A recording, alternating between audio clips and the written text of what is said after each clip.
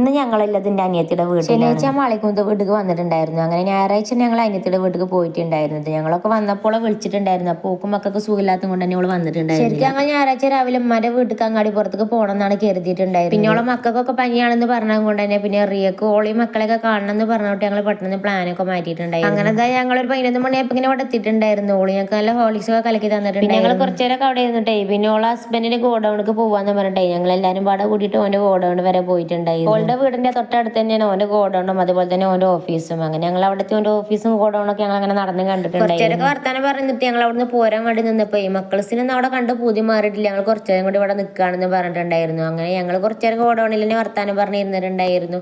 ഓല കൈക്കൂടെ നടന്ന് കാണും ചെയ്തിട്ടുണ്ടായിരുന്നു. പിന്നെ ഞാൻ വീഡിയോയിൽ മാത്രം കണ്ടിട്ടില്ല, ഈ ഒരു പനീർന്ന് ഞാൻ നേരിട്ട് കണ്ടിട്ടുണ്ടായിരുന്നു. ഞാൻ ഇവിടുന്ന് കോട്ടാപ്പാടത്ത് നിന്ന് ഒരുപാട് കടയിൽ ഇത് ചോദിച്ചിട്ടുണ്ടായിരുന്നു. പക്ഷെ എനിക്ക് അവിടെ നിന്ന് ഇത് കിട്ടിയിട്ടുണ്ടായിരുന്നു. പിന്നെ ഞങ്ങൾ അനിയത്തിയുടെ വീട്ടിൽ നിന്ന് നേരെ അങ്ങാടിപ്പുറത്ത് വീട്ടിലേക്കാണ് പോണത്. അതുകൊണ്ട് തന്നെ എനിക്കത് കൊണ്ടുപോകാൻ പറ്റാത്തതുകൊണ്ട് ഞാൻ എടുത്തിട്ടുണ്ട്. പിന്നെ മക്കളൊക്കെ അവിടുന്ന് കണ്ണി കണ്ടതൊക്കെ പെറുക്കി എടുത്തിട്ടുണ്ടായിരുന്നു. ഞങ്ങൾ അവിടുന്ന് കുറച്ച് മാംഗോന്റെ ഷെയ്ക്ക് കൊടുത്തിട്ടുണ്ടായിരുന്നു. നല്ല അടിപൊളി ടേസ്റ്റ് ആയിരുന്നു ഇത് കുടിക്കാൻ വേണ്ടി. ഞങ്ങൾ അങ്ങനെ അവിടുന്ന് വീട്ടിലെത്തിയപ്പോൾ ഇങ്ങനെ ഓന് ഫുഡൊക്കെ ഓർഡർ ചെയ്തിട്ടുണ്ടായിരുന്നു. പിന്നെ ഞങ്ങൾ എല്ലാവരും പാടെ കൂട്ടിയിട്ട് ഫുഡ് കഴിക്കാൻ വേണ്ടി ഇരുന്നിട്ടുണ്ടായിരുന്നു. ബീഫ് സുർബിയാനും അതുപോലെ തന്നെ ചിക്കൻ പൊരിച്ചതും പിന്നെ വെറുംചോറും മീൻകറിയും എല്ലാം ഉണ്ടായിരുന്നു ഫുഡ് ഐറ്റംസ്. വെറുംചോറും മീൻകറിയൊക്കെ വീട്ടിൽ തന്നെ ഉണ്ടാക്കിയതാണ്. പിന്നെ ഞങ്ങൾ വന്നുകൊണ്ടാണ് ഓൻ പോയിട്ട് സ്പെഷ്യലായിട്ട് ഫുഡൊക്കെ കൊണ്ടുവന്നിട്ടുണ്ടായിരുന്നു. സത്യം പറഞ്ഞാൽ ഞങ്ങൾ ഫുഡ് കഴിക്കാൻ നിൽക്കണമെന്ന് വിചാരിച്ചിട്ടുണ്ടായിരുന്നില്ല കേട്ടോ. ഓളെയും മക്കളെയും കണ്ട് പെട്ടെന്ന് തന്നെ അങ്ങാടിപ്പുറത്ത് വീട്ടിലേക്ക് പോകണം എന്നാണ് കരുതിയിട്ടുണ്ടായിരുന്നത്. പിന്നെ ഞങ്ങളെ ഫുഡ് കഴിച്ചിട്ട് പോയാൽ മതിയെന്ന് പറഞ്ഞ് നിർബന്ധിച്ച് നിർത്തിയിരിക്കുകയായിരുന്നു. പിന്നെ അവൻ അത്രയും നിർബന്ധിച്ച് പറയുമ്പോൾ നമുക്ക് പോരാനും പറ്റൂല. കഴിക്കലൊക്കെ കഴിഞ്ഞ് ഞങ്ങൾ അവിടുന്ന് ഇറങ്ങിയപ്പോഴേക്കിന് ഏകദേശം 1 മണി ആയിട്ടുണ്ടായിരുന്നു. അങ്ങനെ മക്കളോടൊക്കെ ടാറ്റ പറഞ്ഞ് ഞങ്ങൾ അവിടുന്ന് ഇറങ്ങാൻ വേണ്ടി നിന്നിട്ടുണ്ടായിരുന്നു. അപ്പോഴേക്കിനാണ് ഉമ്മ മുറ്റത്ത് ചെടി കണ്ടിട്ടേ അതിന്ന് ഒരു കൊമ്പ് കൊണ്ടുപോകാന്ന് പറഞ്ഞിട്ട് മുറിച്ചെടുത്തിട്ടുണ്ടായിരുന്നു. ഞങ്ങൾക്ക് ബസ് കയറാൻ വേണ്ടിയിട്ടേ